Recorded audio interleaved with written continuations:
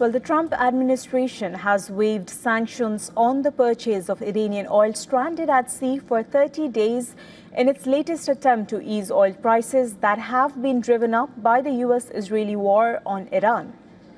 The latest authorization is limited to oil in transit and does not allow new purchases or production. Treasury Secretary Scott Bessent said that the waiver will bring some 140 million barrels of oil to global markets and help relieve pressure on energy supply. He added that temporarily unlocking the existing supply for the world will help relieve the pressures on supply caused by Iran.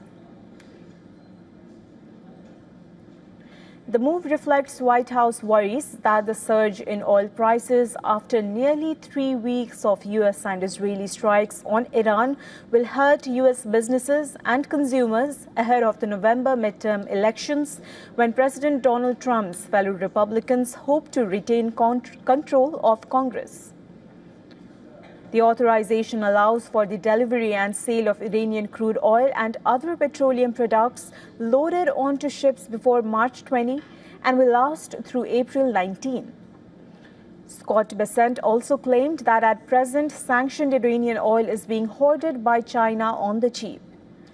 The price of Brent crude has witnessed sharp swings from roughly $70 per barrel before the war began to over $110 this week.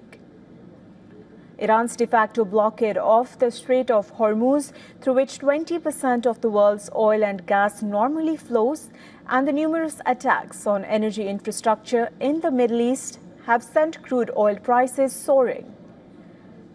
Trump is yet to confirm a report that he was considering an occupation or blockade of Iran's Kharg Island oil hub to pressure Tehran to reopen the strait.